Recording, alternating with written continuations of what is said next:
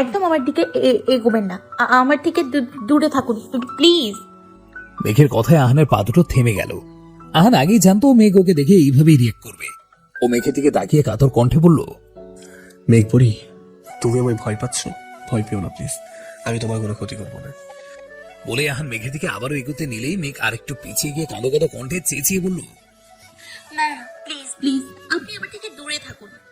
মেঘপরি, তুমি শুধু শুধু আমাকে কেন ভয় পাচ্ছ? আমি কি তোমাকে মেরেছি বা বকেছি বলো? আপনি আপনি খুব খারাপ। আপনি সৃষ্টি ম্যামকে শুট করেছেন। আমি ইচ্ছে করে ওকে শুট করিনি, বিশ্বাস করো। ওটা তো অ্যাক্সিডেন্টলি ট্রিগারে চাপ লেগে বের হয়ে গিয়েছিল। মেঘ একটু ঝাঁঝালো কণ্ঠে বলল, ও, গুলিটা অ্যাক্সিডেন্টলি ট্রিগারে চাপ লেগে বের হয়েছিল, তাই না?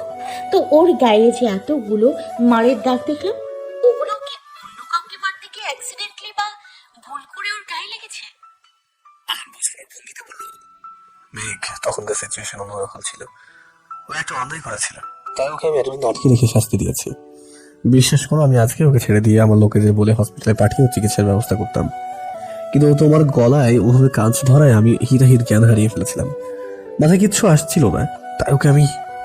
আহান এইটুকু বলতেই মেঘ আহানের কথার মাঝে ফোরন কেটে তাচ্ছিল্য স্বরে বলল, তাই আপনি ওকে শুট করে দিলেন? মেঘপরি, আমি ওকে শুট না করলেও তোমার কোনো ক্ষতি করে ফেলতো। যেভাবে তোমার গলায় কাঁচটা চেপে ধরেছিল, তাতে যদি তোমার উল্টো পাল্টা কিছু একটা হয়ে যেত, তখন কি হতো? কি আর হতো? আমার গলাটা কেটে যেত আর আমি মরে যেতাম। আমি মরে যাই, আমার গলা কেটে যাক, মাথা ফেটে যাক, হাত পা ভেঙে যাক, যা খুশি হোক, তাতে আপনার কি? আপনি কেন আমার সব বিষয় নিয়ে এত মাথা ঘামান? আমার বিষয়ে কথা বলার অধিকার আপনাকে কে দিয়েছে? আপনি শুধুমাত্র আমার কাজিন হন, এই থেকে বেশি কিছু না। তাহলে শুধু শুধু কেন আমার গার্ডিয়ান হওয়ার চেষ্টা করেন? আহান এতক্ষণ শান্তভাবে কথাগুলো বললেও মেঘের মুখ থেকে মরার কথা শুনে ওর মাথায় রাগ উঠে গেল। ও হনহন করে মেঘের কাছে এগিয়ে গিয়ে মেঘকে এক টান দিয়ে বিছানায় ফেলে দিল। তারপর নিজেও মেঘের দিকে ঝুঁকে ওর দুই হাত বিছানার সাথে চেপে ধরে দাঁতে দাঁত চেপে বলল, তোমার সাহস কি করে আমার সামনে মরার কথা বলা? এতক্ষণ ভালোভাবে কথা বলছিলাম, তাই আমার কথা মাথায় ঢুকছিল, তাই না? তোমাকে না বারণ করেছিলাম আমার সামনে মরার কথা না বলতে? তারপরেও তুমি কোন সাহসে এই কথাটা বললে? আর বাকি রইল তোমার বিষয়ে আমি কেন এত মাথা ঘামাই সেটা।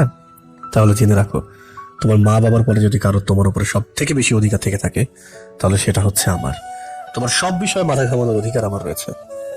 মেঘ আহানের এমন হঠাৎ কাছে আসাতেই ভয় পেয়ে গেলেও সেটা মুখে প্রকাশ করলো না, বরং চেহারায় কাঠিন্য একটা ভাবে নিয়ে শুকনো একটা ঢোক গিলে ঝাঁঝালো কণ্ঠে বলল, আমার উপরে আপনার কোনো অধিকার নেই। আপনার মতো নোংরা, অসভ্য আর বাজে লোকের আমার উপর কোনো অধিকার থাকতেই পারে না। আর আমাকে এভাবে কেন ধরে রেখেছেন? ছাড়ুন আমাকে। বলেই মেঘ হাত পা ছোড়াছড়ি করতে লাগলো। আহান অগ্নি চোখে মেঘের দিকে তাকিয়ে ওর হাতটা আর জোরে বিছানার সাথে চেপে ধরলো। তারপর রেগে চেঁচিয়ে বলল, তোমার সাহস হলো কিভাবে আমাকে নোংরা, অসভ্য, বাজে লোক বলার? আমি কি এমন করেছি তোমার সাথে যাতে তোমার আমাকে বাজে লোক বলে মনে হচ্ছে? আহান এইভাবে রেগে চেঁচিয়ে কথা বলায় মেঘের এতক্ষণের সাহস সব ফুস হয়ে গেল। ওর চোখে মুখে স্পষ্ট ভয়ের ছাপ ফুটে উঠল। মেঘ বুঝতে পারল নিজেকে সাহসী প্রমাণ করতে গিয়ে ও আহানকে একটু বেশি বলে ফেলেছে। ও আর কিছু না বলে অসহায় বাচ্চাদের মতো ফেস করে আহানের দিকে তাকিয়ে রইল। আহান ধমক দিয়ে বলল, কি হলো, এখন চুপ করে আছো কেন? Speak up. মেঘ এইবারেও কিচ্ছু বলল না, শুধু কাঁদো কাঁদো মুখ করে আহানের দিকে তাকিয়ে রইল। আহান দেখলো মেঘ মুখটা একদম অসহায় বাচ্চাদের মতো বানিয়ে রেখেছে। ওকে দেখে মনে হচ্ছে আর একটু কিছু বললেই কেঁদে দেবে। আহান ভ্রু কুঁচকে বলল, কি হলো, মুখটা এমন বানিয়ে রেখেছো কেন? মেঘ কাঁদো কাঁদো কণ্ঠে বলল, আমার হাতে খুব ব্যথা লাগছে, ছাড়ুন প্লিজ। মেঘের কথা শুনে আহান চোখ দুটো ছোট ছোট করে মেঘের দিকে কিছুক্ষণ তাকিয়ে রইল, কারণ আহান মেঘের হাতটা এতটাও জোরে চেপে ধরেনি যে মেঘ ব্যথা পাবে। আহান কিছুক্ষণ মেঘের দিকে তাকিয়ে থেকে ওর ভাবভঙ্গি বোঝার জন্য ওকে ছেড়ে দিয়ে উঠে দাঁড়ালো। আহান মেঘকে ছেড়ে দিতেই মেঘ মনে মনে একটা বাঁকা হাসি দিল। ও জানতো হাতে ব্যথার কথা বললে আহান ওকে ঠিক ছেড়ে দেবে। আহান ওকে ছেড়ে একটু দূরে সরতে ও এক লাফ দিয়ে শোয়া থেকে দাঁড়িয়ে গেল। তারপর আর কোনো দিকে না তাকিয়ে দরজা দিকে দিল এক ভোঁ দৌড়। কিন্তু আফসোস, দরজাটা আহান আগে থেকেই লক করে রেখেছিল। মেঘ দরজার কাছে এসে জোরে জোরে দরজাটা ধাক্কাতে লাগলো, লক ধরে টানাটানি করতে লাগলো, কিন্তু দরজাটা কিছুতেই খুলতে পারলো না। আহান দুই হাত বুকে গুজে একটু বাঁকা হয়ে দেয়ালের সাথে হেলান দিয়ে দাঁড়িয়ে মেঘের কাণ্ড দেখছে আর মুচকে মুচকে হাসছে, কারণ ও আগে থেকে বুঝতে পেরেছিল মেঘ এরকম কিছু একটাই করবে। আহান ঠোঁটে কোণে মৃদু হাসি ঝুলিয়ে মেঘকে উদ্দেশ্য করে বলল, মেঘপরি, আমি বারবার তোমাকে এক কথা বলে বোঝানোর চেষ্টা করি, আর তুমি বারবার সে একই ভুল করো।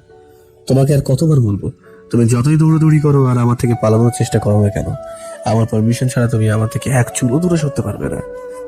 আহানের কথা শুনে মেঘ শুকনো একটা ঢোক গিলে ঘাড় ঘুরিয়ে ভয়ে ভয়ে পেছনে তাকালো। ওর এখন ইচ্ছে করছে ফ্লোরে গড়াগড়ি খেয়ে কান্না করতে। কেন যে দৌড়ে পালানোর চেষ্টা করলো। আহান নিশ্চয়ই এখন ওকে ধরে একটা ঠড়িয়ে চড় মারবে। চড়ের কথা মনে হতেই মেঘের একটা হাত অটোমেটিক্যালি ওর কালে চলে গেল। আহান সোজা হয়ে দাঁড়িয়ে ট্রাউজারের পকেটে 2 হাত ঢুকিয়ে ফুল অ্যাটিটিউড নিয়ে এগিয়ে এসে মেঘের সামনে দাঁড়ালো। তারপর পকেট থেকে একটা চাবি বের করে মেঘের দিকে এগিয়ে দিয়ে বলল, এই দরজাটা লক করা আছে, আর এটা হচ্ছে লক খোলার চাবি। মেঘ আহানের হাত থেকে ছো মেরে চাবিটা নিতে চাইল, কিন্তু ও চাবিটা ছুবে তার আগে আহান নিজের হাতটা মুষ্টিবদ্ধ করে নিল।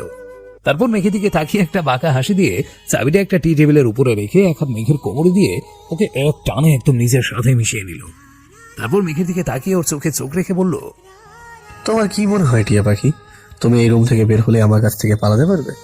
ধরো তুমি এই চাবিটা দিয়ে রুমটার দরজাটা খুলে বের হয়ে গেলে, কিন্তু তারপর নিচের এত এত সিকিউরিটি চোখে ফাঁকি দিয়ে কিভাবে বের হবে? আর ধরলাম সবার চোখে ফাঁকি দিয়েও বের হয়ে গেলে, কিন্তু তারপর তুমি কি আদৌ জানো এটা কোন জায়গা? এখান থেকে যদি কোনোভাবে বেরো হও তাহলে সেফলি বাড়ি গিয়ে পৌঁছাতে পারবে না। তাই বলছি এখান থেকে পালানোর ভূত মাথা থেকে ছেড়ে ফেলো। আহানের কথা শুনে ভয় মেঘে চোখ মুখ শুকিয়ে একদম পানসে হয়ে গেল। সত্যি তো, ও তো এতক্ষণ এইসব কিছু ভেবেই দেখেনি। দুপুরে বাইরে চা করা সিকিউরিটি দেখলো, তাদেরও হাজার চেষ্টা করেও এখান থেকে বের হতে পারবে না। মেঘ আহানের দিকে তাকিয়ে অসহায় কণ্ঠে বলল, আমি বাসায় যাব, আমাকে দিয়ে আসুন প্লিজ। আহান মেঘের কপালে এলোমেলো হয়ে পড়ে থাকা চুলগুলো আলতো করে কানের পেছনে গুজে দিয়ে বলল, দিয়ে আসবো তো, তবে এখন না, কালকে সকালে। মেঘ চমকে উঠে বলল, কালকে সকালে মানে? ততক্ষণ আমি কোথায় থাকবো? আহান নিচের মুখটা মেঘের আরেকটু কাছাকাছি নিয়ে ধীর কণ্ঠে বলল, কোথায় থাকবে মানে? আমার এত বড় বাড়িটা তোমার চোখে পড়ছে না? আমি এখানে আপনার সাথে এক বাড়িতে থাকবো না, আমি বাসায় যাব। ও মা, তাই নাকি? তো যাও, তোমাকে কে আটকে রেখেছে? মেঘ অসহায় চাহনি দিয়ে বলল, আমি একা কিভাবে যাব? আপনি দিয়ে আসুন প্লিজ। আহান নেশাতুর চোখে মেঘের দিকে তাকিয়ে বলল, এখন আমিও কোথাও যাবো না, আর তোমাকে কোথাও যেতেও দেবো না, বুঝেছো টিয়া পাখি? আমরা দুজন আজকে রাতে এখানেই থাকবো। বলে আহান নিজের মুখটা একদম মেঘের কাছাকাছি নিয়ে গেল। দুজন এতটাই কাছাকাছি আছে যে ওদের দুজনের ঠোঁট একদম ছুঁই ছুঁই হয়ে আছে। আহানের গরম নিঃশ্বাস মেঘের চোখে মুখে আছড়ে পড়ছে। মেঘ চোখ খিচে বন্ধ করে আছে। ওর কেমন অদ্ভুত একটা অনুভূতি হচ্ছে। শরীর জমে একদম বরফ হয়ে গেছে। হৃৎপিণ্ডের গতি দ্রুত ওঠানামা করছে। নিঃশ্বাস ভারী হয়ে এসেছে। আহান ঘোর লাগা দৃষ্টিতে মেঘের দিকে তাকিয়ে আছে। মেঘের হৃৎপিণ্ডের গতি দ্রুত ওঠানামা শব্দ স্পষ্ট শুনতে পাচ্ছে। রুমের আবছা আলো আর অন্ধকার মিশ্রিত পরিবেশটা মেঘে একদম মোহনীয় করে তুলেছে। শরীরের সাথে সাথে মেঘের ঠোঁট মৃদু কাঁপছে। আহানোর হাতের বুড়ো আঙুল দিয়ে আলতো করে মেঘের ঠোঁটে স্লাইড করতে লাগলো। ও এক ধ্যানে মেঘের ঠোঁটের দিকে তাকিয়ে আছে। মেঘের ঠোঁটের দিকে তাকিয়ে থাকতে থাকতে হঠাৎই ওর খুব ইচ্ছে জাগলো নিজের প্রিয়তমার ঠোঁটে আলতো করে ছুঁয়ে দেওয়ার। আহান আর বেশি কিছু না ভেবে মেঘের দিকে এগিয়ে গিয়ে ও ঠোঁট নিজের আয়ত্তে নিয়ে নিল। আহানের হঠাৎ এমন কাণ্ডে মেঘ অবাক হয়ে গেল। ও দ্রুত আহানকে ধাক্কা দিয়ে নিচে থেকে দূরে সরানোর চেষ্টা করলো, কিন্তু আহানকে এক চুলও সরাতে পারল না। বরং মেঘ যত আহানকে ধাক্কা দিয়ে দূরে সরানোর চেষ্টা করছে, আহান তত আরো ওকে শক্ত হাতে জড়িয়ে ধরে নিজের কাছে টেনে নিচ্ছে। মেঘ ছটফট করতে করতে আহানের সাথে শক্তিতে না পেরে শান্ত হয়ে নিজেও আহানের সাথে রেসপন্স দিতে লাগলো। রাত 11:10। সাহির নিজের রুমের দরজা খুলে পা টিপে টিপে রুম থেকে বের হয়ে আস্তে আস্তে সিঁড়ি দিয়ে নিচে নামলো। তারপর সতর্ক দৃষ্টিতে চারপাশে একবার তাকিয়ে শুধু দরজার কাছে গিয়ে কোনো শব্দ না করেই দরজাটা খুলে ফেললো।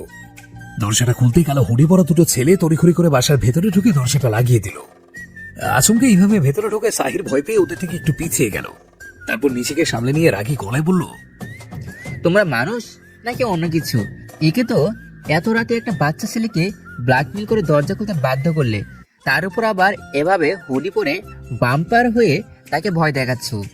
লজ্জা করে না তোমাদের? আমার মধ্যে একটা ভোলা ভোলা বাচ্চাকে এভাবে এত রাতে ভয় দেখাচ্ছ? সাহিরের কথা শুনে হুডি পরা ছেলে দুটো নিষেধের হুডি সরিয়ে ফেললো। ছেলে দুটো আর কেউ না, আহির আর মিহির। আহির সাহিরকে ধমক দিয়ে বলল, ওই সালা, তুই দরজা খুলতে দেরি করছিলি কেন রে? আর একটু হলেই তো তোর ওই হিটলার বাবা আমাদের দেখে ফেলতো। ওই বেটা ডাক্তার এত রাত জেগে ব্যালকনিতে দাঁড়িয়ে দাঁড়িয়ে কি করে? হ্যাঁ, চোর পাহাড়ে দেয় নাকি? আর ভোলা ভোলা বাচ্চাটা কে রে?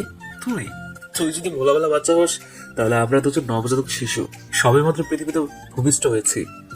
মিহির গিয়ে এক হাত সাহিরের কাঁধে রেখে হাসতে হাসতে বলল, বুঝলি আহির, আমাদের ভোলা ভোলা বাচ্চা সাহির বাবু এই বয়সে রাত 3টা অব্দি জেগে মেয়েদের সঙ্গে চ্যাটিং করে। এখন ভাবতো যদি এই কথাটা ওর খারুস বাবু জানতে পারে, তাহলে ওর অবস্থা কি করবে? সাহির মিহিরের হাতটা কাঁধ থেকে ছাড়া মেরে ফেলে দিয়ে বিরক্ত কণ্ঠে বলল, যা বললে তাই তো করলাম, তারপরও ওই এক কথা বলে আবার কেন ব্ল্যাকমেল করছো? কতবার তোমাদের বলবো ওই মেয়েগুলো জাস্ট আমার ফ্রেন্ড, এর থেকে বেশি কিচ্ছু না।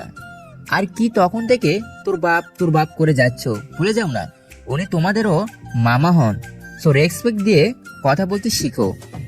মিহির সাহেবের গাল টেনে দিয়ে বলল, ওরা তো জাস্ট ফ্রেন্ড বলে আজকে বেঁচে গেলি, নাহলে তোকে গাছের সাথে উল্টো চলে এমন মার মারতাম যে ক্লাস 8-এ বসে মেয়েদের সঙ্গে চ্যাটিং করার সব জীবনের মতো খুঁজে যেতাম। আর তোর ওই বাপ জীবনে এমন কোনো একটা ভালো কাজ করেনি যাতে ওনাকে রেসপেক্ট করবো। ওনাদের ওই 3rd ক্লাস ইগোর জন্য আমার মা অনেকগুলো বছর সাফার করেছে। মাঝে মাঝে তো ইচ্ছে করে ওনাদের শরীর থেকে ইগো বের করে ঝালমুড়ি ওনার কাছে বিক্রি করে সেটা দিয়ে ঝালমুড়ি কিনে খাই। সাহির কনফিউজড হয়ে মাথা চুলকে বলল, জানো, আমি এতদিন জানতাম ক্লাউড আপ্পি শুধু উদ্ভট কথা বলে, কিন্তু এখন দেখি তুমি বলে শুরু করেছো। লাইফে ফার্স্ট টাইম শুনলাম শরীর থেকে নাকি ইগো বের করে ঝালমুড়িওয়ালার কাছে বিক্রি করা যায়। কি জানি, তোমাদের দ্বারা সবই সম্ভব। ওদের কথা শুনে আহির একটা ধমক দিয়ে বলল, ওই তোদের এসব অজয়রা বকবক বাদ দে, আগে বল আমার বউটা কোথায়? সাহির বিদ্রুপের স্বরে বলল, তোমাদের এক খাচ্ছুনি বউ নিজের রুমে আছে। বাড়িতে এসে নিজের রুমে সব জিনিসপত্র ভেঙে গুঁড়ো গুঁড়ো করে ফেলেছি। ছোট্ট আপ্পি থামাতে গিয়েছিল, আপ্পিকে ধাক্কা দিয়ে রুম থেকে বের করে দিয়েছি। তারপর নিজের রুমে দরজা বন্ধ করে রেখেছি। সবাই অনেক ডেকেছে, কিন্তু দুজনে একজনও খেতে আসেনি। ছোট্ট আপ্পি তো কাঁদতে কাঁদতে আমার রুমেই ঘুমিয়ে পড়েছি। সাইফার কান্নার কথা শুনে মিহিরের বুকটা মোচড় দিয়ে উঠল। বুকের বাম পাশটায় চিনচিনে ব্যথা অনুভব করলো। আহির আর ওখানে দাঁড়িয়ে আর এক মুহূর্ত অপেক্ষা না করে সোজা সিঁড়ি বেয়ে উপরে চলে গেল। সাহির গিয়ে চুপচাপ সোফার উপরে বসে ফোন টিপতে লাগলো। মিহিরের হঠাৎ করে কেন যেন সাইফাকে খুব দেখতে ইচ্ছে করছে। কই, আগে তো কখনো এরকম হয়নি। তাহলে আজকে কেন সাইফার কান্নার কথা শুনে ওর দম বন্ধ হয়ে আসছে? ইচ্ছে করছে এক দৌড়ে সাইফার কাছে গিয়ে ওকে একটা বার দেখে আসি। মিহির বারবার নিজের মনকে সান্ত্বনা দেওয়ার চেষ্টা করলো। ও মনে মনে নিজেকে বোঝাতে লাগলো ও সাইফার কাছে কিছুতেই যেতে চায় না, কিন্তু অবশেষে নিজের মনকে বোঝাতে ব্যর্থ হয়ে উপরে যাওয়ার জন্য পা বাড়ালো।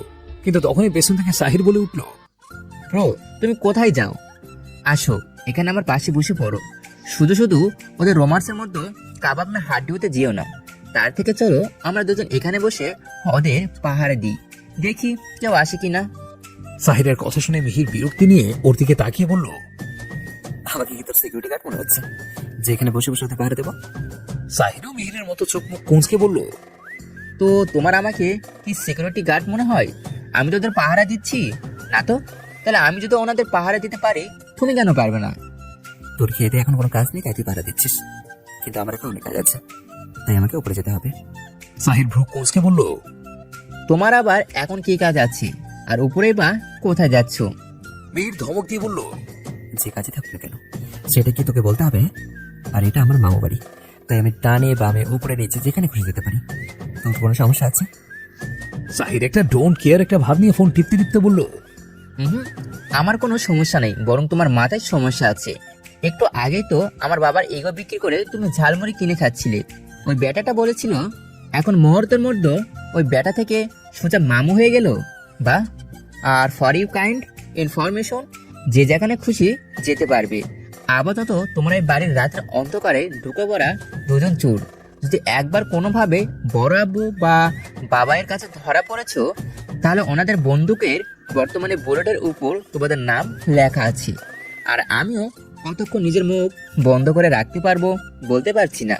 হতেও তো পারে আমি নিজেই মুখটা বন্ধ রাখতে না পেরে নিজেই ওনাদের কাছে তোমাদের চোর বলে ধরিয়ে দিলাম। মিহির ভ্রু কুঁচকে বলল, তুই কি কোনো রকম ভাবে আমাকে ব্ল্যাকমেল করার চেষ্টা করছিস? চেষ্টা করছি না, ডিরেক্টলি ব্ল্যাকমেল করছি। চুপচাপ আমার মুখ বন্ধ করার জন্য কিছু একটা দিয়ে যাও, না হলে তোমরা এতক্ষণে যে যে কথাগুলো বলছো সব আমার ফোনে রেকর্ড করা আছে। রেকর্ডিংগুলো গিয়ে ভালো ছেলের মতো বড় আব্বুর আর বাবাইকে দেখিয়ে আসবো।